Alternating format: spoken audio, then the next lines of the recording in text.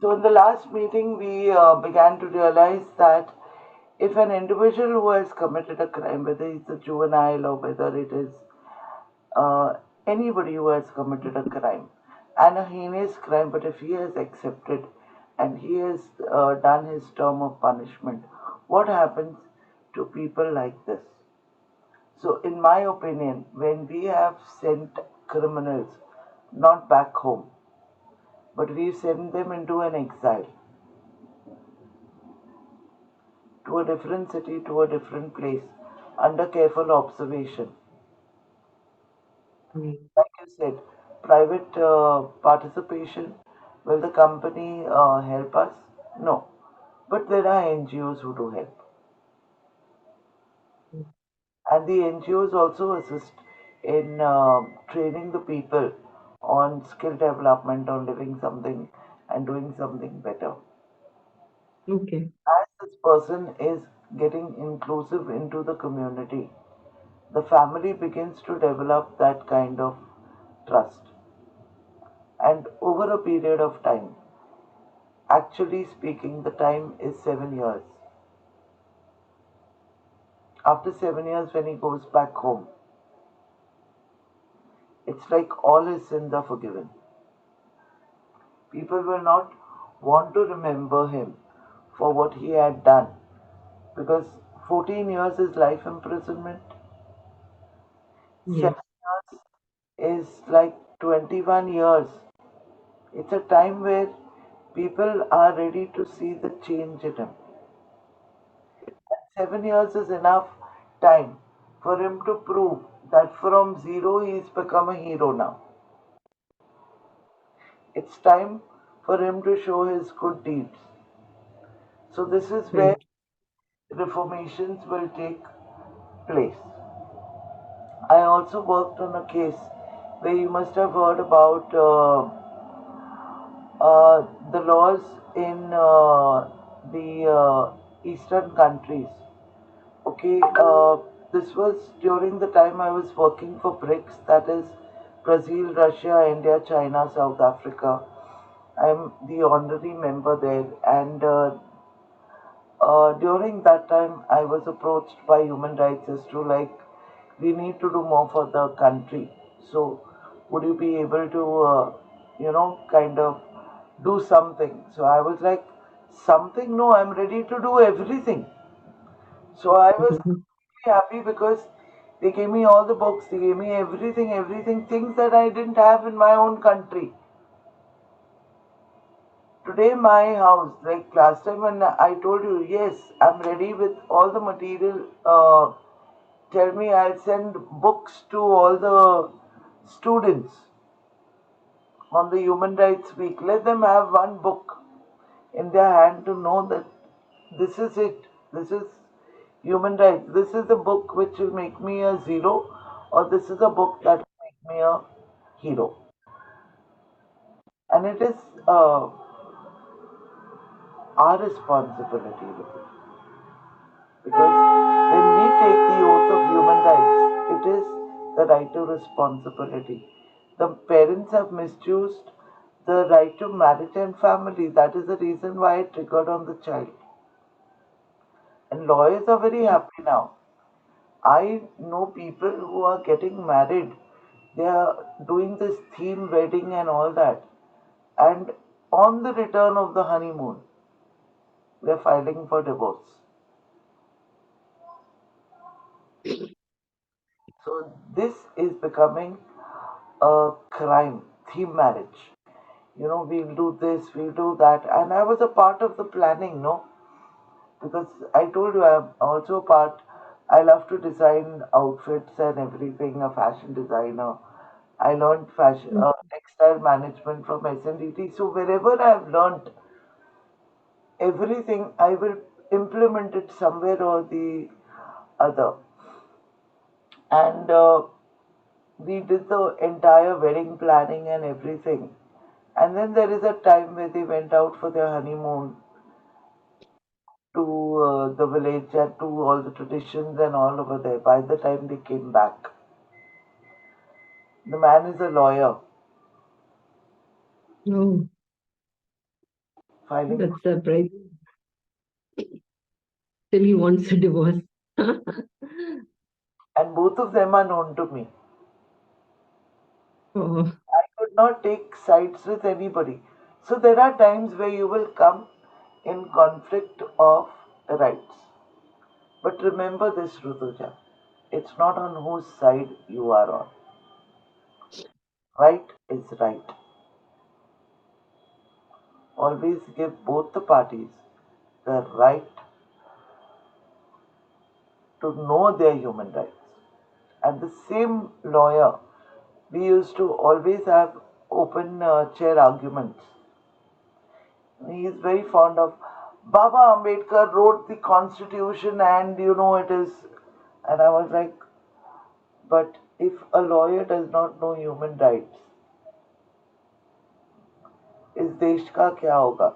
What is the Indian constitution when an Indian itself does not know the human rights? I said, forget that they don't know the human rights. But ask yourself, do you know the pledge of India as my country? Now, if this person who has been through school, studied his law, practicing lawyer, gets married, Rutuja, people are getting married at the age of 35 plus. yes.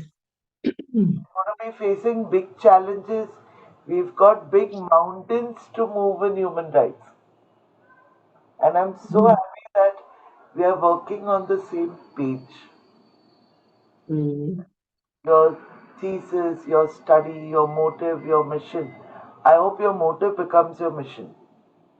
Yes, definitely. So Definitely. people will know that, in fact, I also, when I came into Pune the first time, I had a little work with my passport. My name had to be changed. It was not.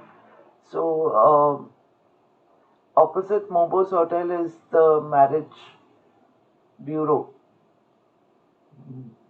And because I was going to Mobos Hotel to get my name changed, the person who runs the marriage bureau also makes the passport name changes. Okay. So I was like, wow, suppose if I give you these books of human rights to be given to everybody who wants to get married. I said, I will give them a gift of 10,000 rupees on the day of the marriage. Before the Badji, they should declare their human rights. Correct? No. I said, this is my gift. Take it or leave it. So I think we did about 4 5 marriages of young boys and girls who came from Satara and here and there to get married, and they declared their human rights. I have noticed because I can't keep doing my PhD every time. How many doctorates, right? So I have noticed that these kids are still married, whereas the kids Oh. who do not know their human rights are ready to break the marriage. And then they look out for the best lawyers, and then they're fighting their case for about 3 4 years, even more frustrated, do not know whether to go in for another relationship or to, was this relationship better or the next relationship better. Massive families are getting destroyed. Even the woman, when she commits a crime, it's very difficult to know whether her husband will ever accept her. The rarest of rare cases, husbands do accept. The new man is ready Correct. to accept, ready to forgive, ready to be loving, ready to be kind and saying that, "Jay, jhala, jhala, Ata, let's do it." But how many of these men are there in the world? Very few, very few. I don't think they will get that opportunity of coming back to that family. And that is what that social stigma. I feel, ma'am, basically, even if the husband is very broad-minded, I think his family and the society Because of that fear, he might not accept her. So they'll say maybe he wants that, fine, I will forgive you, but what about rest of the family members? What about the society? What will they say? So because of that stigma being present, he might not individually open up his opinions. True. So that is going to be very challenging for a woman. That's really. So, as a head of the department that you're working for in this law college, what do you think should be the next course of action? Basically, ma'am, as a head for Center for Human Rights, to be very honest, though we have this center in our college, every year it's only during the Human Rights Week that the activities are being conducted. And I have been appointed as the head of the center since the last year. So this year was my first time, 2023, and we were waiting for December to come and then do some events during that week. But then, as I said, my research work, my interest, everything coincides with my job responsibility also. I took an initiative talking to my principal that it should not be that the cell is active only for a particular month or for Correct. few days. And actually, when I did all these activities in this month of December, I got a lot of support from my students and the interest passed on to them also.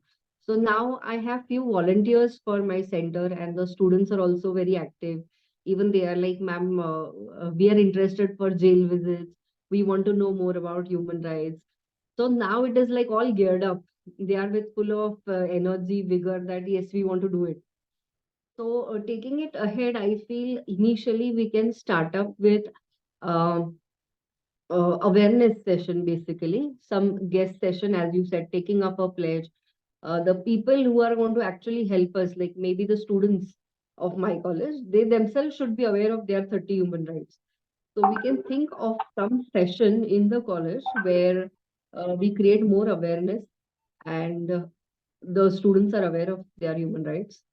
After that, if there is any campaign, like if we get a chance to visit a jail, interact with few prisoners, or even train them, provide them some basic trainings, then as a group, we can go inside, uh, figure out some dates on a calendar, even if not every day, and provide them those maybe counseling sessions or training sessions. So we can divide people into groups, and people who are good in counseling can try to counsel people who are good in certain skills. They can teach those skills to the women prisoners, the juveniles, or whoever like we are able to trap in this, because getting access is very difficult. So that is what, like, if we get a permission, I think we will be able to do all these things. So jail visits, otherwise, I think students are very interested. The prison officials are also allowing for a visit now. But then it is becoming more of a tour, a study tour where you go visit, observe things, and you come back. So I think we should get such opportunity, maybe through you also, through an NGO, it would be more impactful. Like we are not here to, report about things that are going inside, but then just focusing on reformation, we can try to convince them and form groups and go to different reformatory units and reform the woman over there. So maybe if we can say that the prisoners who are going to come out, we have some tie-ups with, like last time when we talked about CSR. So maybe if we are having something with companies and companies giving us a part of their CSR, and then we create our own reformatory units where even if the prisoner is inside, after that period of treatment, they come back here, they are trained. So it would be more like a school, though we cannot name it a school, a reformatory unit where we are providing them all these skill based education, and then making sure that we are placing them also, if possible, somewhere. Like, I do this in my college. We educate the students and we make sure that we provide 100% placement to our students. So I Correct. think that is required in a prison also. When the person is coming out, uh, at least 90% of them should get employable, कुछ jobs मिलने चाहिए. So keeping, a prison unit, I'm keeping it very similar to my college, and I'm trying to treat it in a similar fashion. That here we have good students. They are also students in a prison, but maybe it might be very challenging to teach them. But accepting that challenge, teaching them, and making them employable should be the main aim. That's really very nice. Very, very thoughtful, very, very insightful. And I really sincerely wish you all the very best for whatsoever you plan, because anything that you plan in human rights becomes successful. It's not about the number game that, 500 people can, make the change. Sometimes one Mahatma Gandhi is enough to shake up the nation. We need that one teacher, that one person in one school, and I see Mm. that in you. So I'm very happy that you joined us in this conversation. I want you to get your thesis all done, and knowing that you're planning to complete it, by when would you be completing it? Ma'am, I planned to finish it by this year because technically we have to finish six RAC meetings. So Okay. I'm done with three RAC meets. So three more we will be able to do it in this year. I have already gone for some paper publication based on my research work. So technically, I think things will be clear in next 6 months. So after that, I will be able to submit my synopsis. So 2024 end, I will be completing. So the next three RECs you're going to be doing on what? What I have to show my progress in thesis writing. Yeah, So basically, yes, what ma'am. are the first three ones you did? Ma'am, actually, we had like I've completed 2 years. After enrollment, I've completed 2 years. So in this 2 years, we had a very rigorous coursework of 6 months. So I'm Okay. done with my coursework. After that, in between, I had a change of guide. So because of which I couldn't progress a lot. And then after that, final year guide is now appointed. And now I am focusing on chapter writing. Research papers are published. Okay. As I mentioned, I had visited Juvenile Justice Board because I could get permission to go there. And I also wanted to compare the situation of women with the juveniles right now because I actually plan to frame a separate legal system for women prisoners. Like currently, we have Juvenile Justice Protection Act, the Yes. Protection and Care Act. So, on the similar lines, I feel that we need to have a separate legislative framework for women prisoners, considering that their number is also increasing. And the Constitution under Article 15 very well says that we are not discriminating, but we need to have different laws for child and women to uplift them. So based on that, based on Article 15, I feel uh, there is a need to have a proper legislative framework for the women prisoners right now. So based on that, I'm just reading more and more, and I'm right now actually trying to get more in contact with different people, prisoners. So now I'm jumping for my empirical study. So far, I have been doing all theoretical work, reading, writing chapters. So now it's actually going to be an eye opener in the sense because I'll be meeting people, interacting with all like 360-degree view मुझे लेना है. So I plan to meet lawyers. Different people from NGOs who are working for the rights, as well as the prisoners and the prison officials. So I am planning to have all the stakeholders aware and interact with all of them.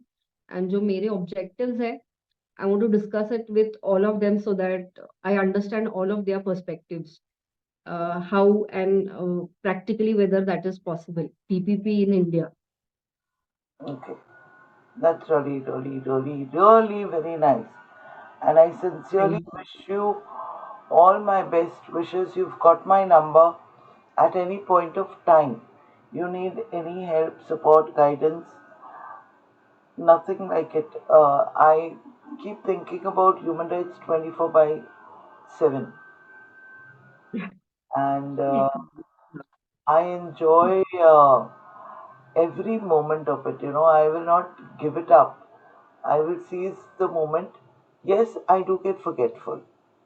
That is one of the big problems. So I ask all the people who connect with me is just remind me what is the time, what is the slot I've given, and remind me about the topic so that I can speak. Otherwise, in human rights, you will keep discovering. It's not that. There's an African proverb which I want you to remember, specifically because you're journeying the map of human rights, right? Behind every mountain is more mountains. So you may think you've reached the Everest and then you'll feel yay, and then you'll realize, oh my God, it's a There's pudding. one more. And that is the reason why I think I was most successful, because in Pune, your Purohit, right? Yes. In our house, we have this uh, Marathi thing which says, "Chala आता पुढे काय?" Correct. And that is Yes. the thing which is like, okay, now I did this. आता पुढे काय? आता पुढे काय? There I am looking forward for that next moment. So this is one thing that, as a teacher who has, heading a department, always keep that in your motto line, like, Yes. आगे क्या इसके आगे क्या. Believe you me, it's a mind blowing journey. There is no boundary, there is no limitation, there is no stopping it. You will always be Definitely. on the right path. So I hope you enjoyed your session, and tell me the three things that you learned learning your human rights from Dr. Theresa Michael. Three takeaways. Ma'am, firstly, as you said, 24 by 7, you are thinking about human rights.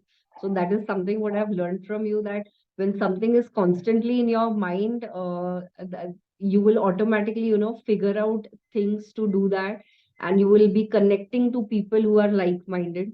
So that is what I think happened with me also, because my work was constantly in my mind, and therefore I could connect to you.